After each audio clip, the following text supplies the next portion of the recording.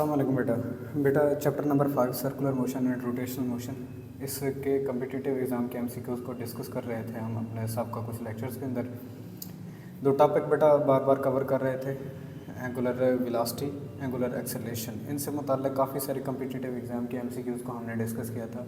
Angular displacement हो गया, तो ये जितने भी बेसिक टॉपिक थे इनसे मुताल्लिक़ आज भी हमारी उन्हीं कम्पिटिटिव एग्ज़ाम का ही हमने आज लेक्चर करना है कि किस तरह से ये आपके कम्पिटिटिव एग्ज़ाम की एमसीक्यूज़ बनती हैं। स्टार्ट करते हैं बेटा। फर्स्ट एमसीक्यूज़ है, if a wheel turn with constant angular velocity then UHS 2010 में ये आपसे एमसीक्यूज़ पूछी गई है कि एक व्हील जब टर्न करता है एक कांस्टेंट एंगुलर वेलोसिटी के साथ तब क्या होगा। ए ऑप्शन है, each point on the rim moves with constant velocity, rim के ऊपर मौजूद हर पॉइंट एक जैसी वेलोसिटी के साथ मूव करेगा।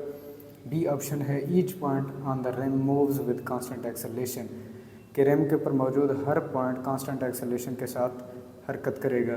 सी ऑप्शन है, angle through which wheel turn on decrease with the time, कि जब व्हील कुछ एंगल तक जब ये टर्न करता है तो वो वक्त के साथ साथ कम होता चला जाता है। डी ऑप्शन है, wheel turn through equal angles in equal intervals of time, के उस व्हील का एंगुलर डिस्प्लेसमेंट वक्त के लिहाज से एक जैसा होता है।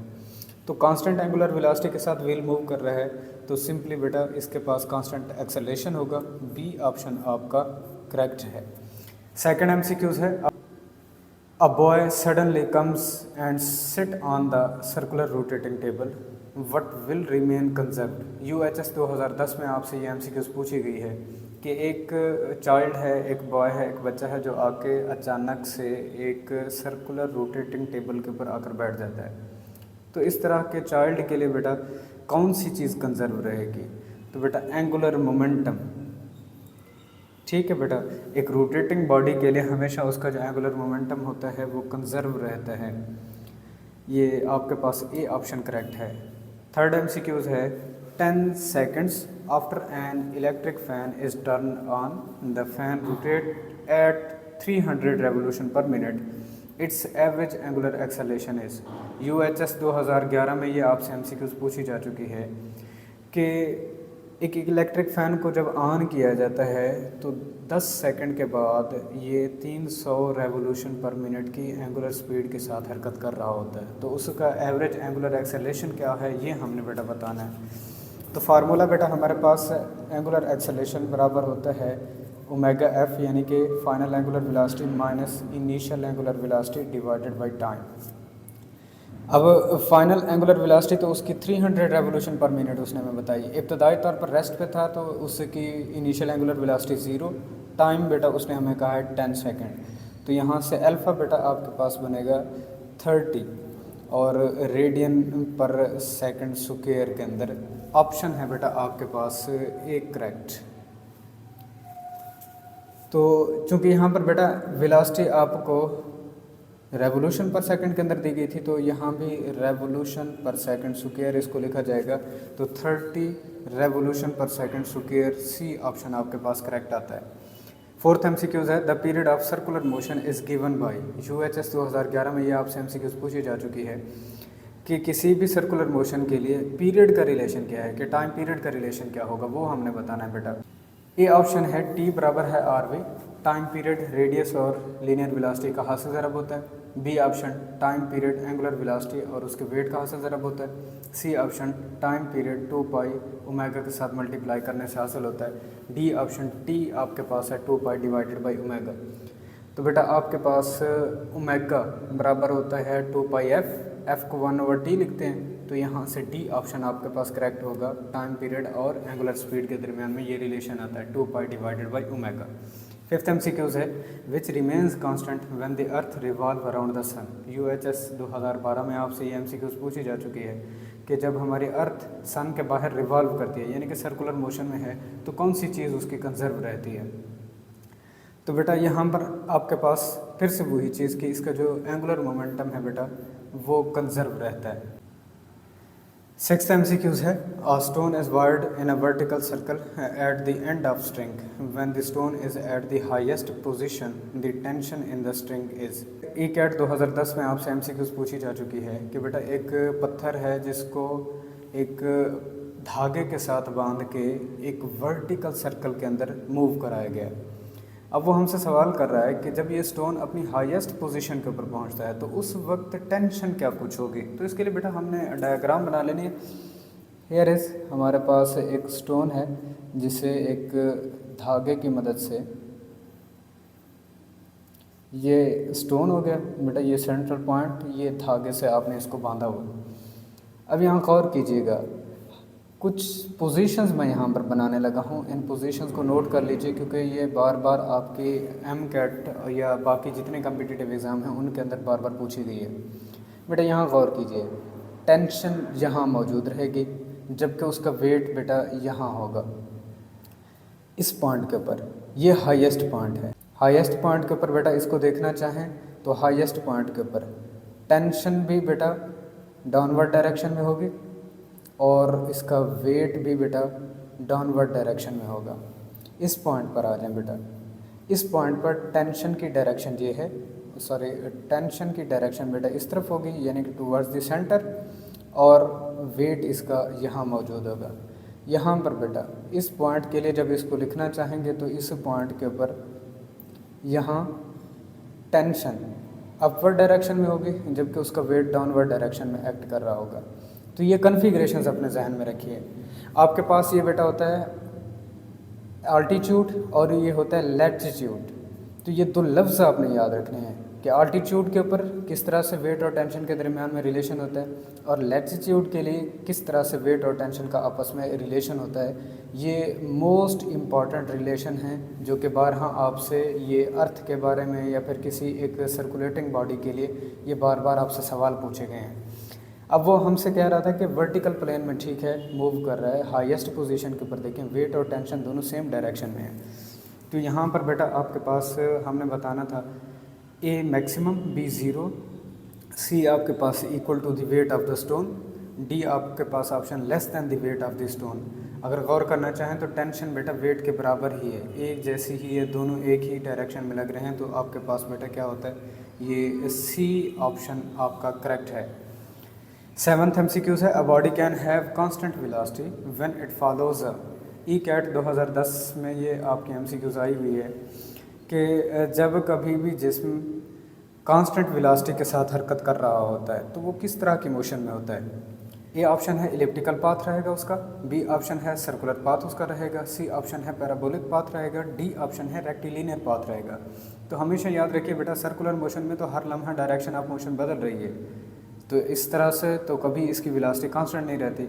पैराबोलिक पाथ के अंदर भी इसी तरह से होता है। और हमने ये केस कहाँ पर पढ़ा हुआ है बेटा, प्रोजेक्टाइल मोशन के अंदर। प्रोजेक्टाइल मोशन के अंदर आपने देखा था कि horizontal component of velocity constant है जबकि वर्टिकल कंपोनेंट ऑफ वेलोसिटी हर लम्हा वो बदल रहा होता है, उसकी वैल्यू चेंज हो रही होती है। तो कांस्टेंट तो कभी होगी नहीं।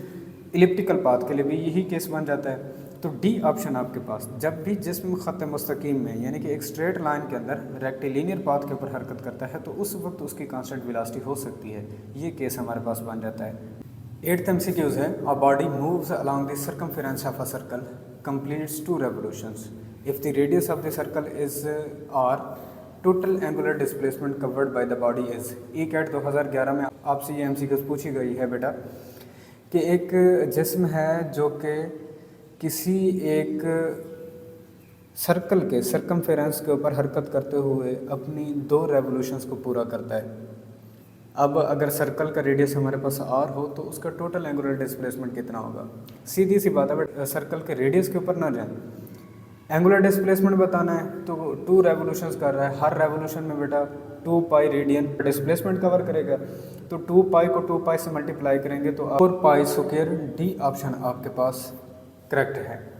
9th MCQs, if wheel of a radius r turns through an angle of 30 degree, then the distance through which any point on its rim moves is।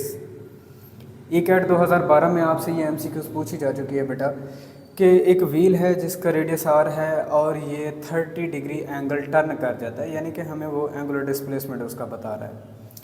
अब वो कह रहा है कि हमारे पास उसी व्हील के या उसी रिम के ऊपर कोई भी एक पॉइंट मौजूद है, वो कितना कुछ लीनियर डिस्टेंस करेगा, वो बेटा हमने लीनियर डिस्टेंस बताना है।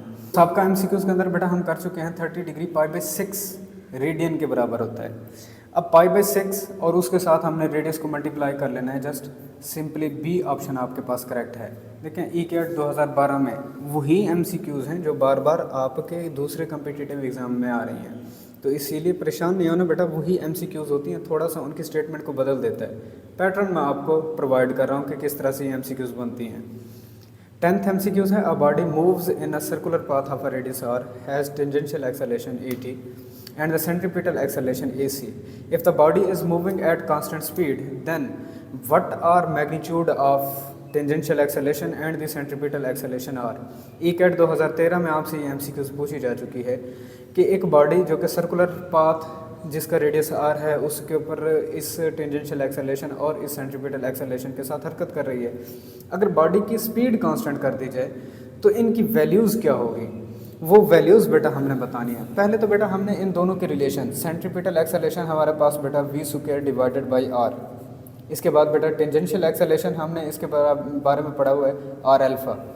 अब दो चीज़ें गौर में रखिएगा, हमारे पास वो कह रहा है कि एंगुलर स्पीड कांस्टेंट है, अगर ये हमारे पास कांस्टेंट है तो अल्फ़ा हमारे पास 0 कांस्टेंट बन जाएगा, तो ए टेंजेंशियल हमारे पास 0 हो जाएगा, जबकि सेंट्रीपिटल एक्सेलरेशन हमारे पास v² डिवाइडेड बाई r के बराबर रहेगा।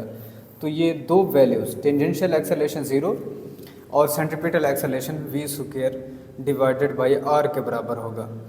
तो यहाँ से ऑप्शन हमारे पास बेटा है C correct, tangential acceleration 0, centripetal acceleration v² divided by r के।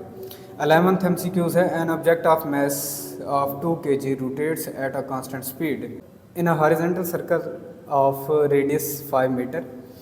The time for one complete revolution is 3 seconds. What is the magnitude of resultant force acting on object is?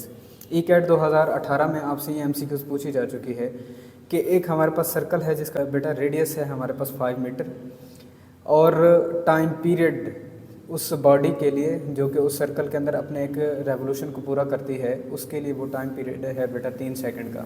अब वो हमसे सवाल कर रहा है कि रिजल्टेंट फोर्स क्या होगी। बेटा हमने सेंट्रीपिटल फोर्स का रिलेशन बताना है। पहली तो बात ये है, हमारे पास v बराबर है r ओमेगा, ओमेगा की वैल्यू बेटा r तो हमारे पास 5 है और ओमेगा की value 2 pi divided by t, तो 5 multiplied by 2 multiplied 3.1 divided by बेटा आपके पास टाइम उसने हमें 3 बताया था, तो लीनियर वेलोसिटी यहाँ से बेटा कैलकुलेट हो जाएगी। मैं इसको कैलकुलेट नहीं करके दिखा रहा, आप इसकी वैल्यू को मीटर फी सेकंड के अंदर यहाँ से कैलकुलेट कर सकते हैं। अब यहाँ से सेंट्रीपिटल फोर्स बेटा हमारे पास बराबर होती है mv² डिवाइडेड बाई r के।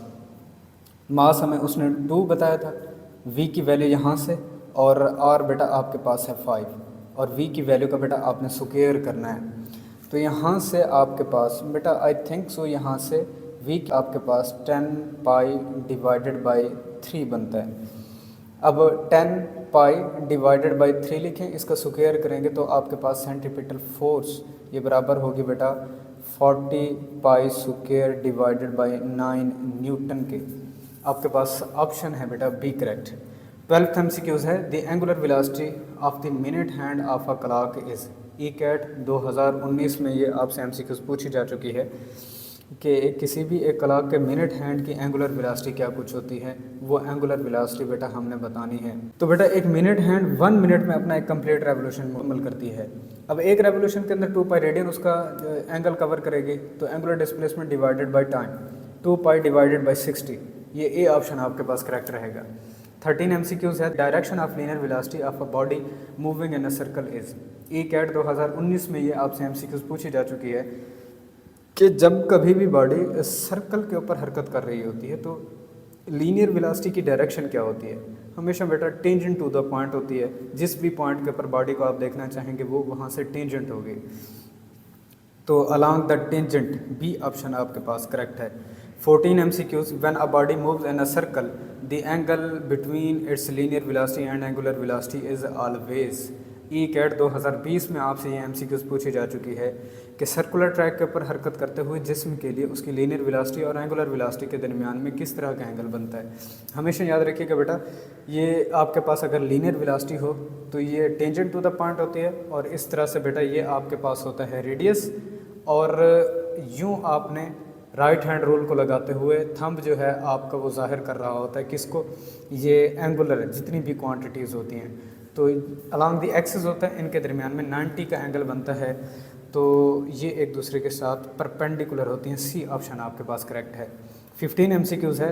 Angle subtended by the circumference of a circle at the centre is. E CAT 2021 में आपसे ये एमसीक्यूज़ पूछी जा चुकी है कि कोई भी एक जिस्म है जो कि सर्कमफेरेंस ऑफ अ सर्कल के ऊपर पूरा हरकत करता है, पूरे सर्कमफेरेंस के ऊपर, अब वो एंगल कितना बना रहा होगा बेटा, 2πz। बी ऑप्शन आपके पास करेक्ट है। तो बेटा ये कुछ कम्पिटिटिव एग्जाम की एमसीक्यूज़ थी जिनको हमने डिस्कस करना था। होप सो आपको वीडियो पसंद आई होगी। इंशाल्लाह अपने नेक्स्ट लेक्चर के साथ हाजिर होंगे। इजाज़त दीजिए, अल्लाह हाफ़िज़।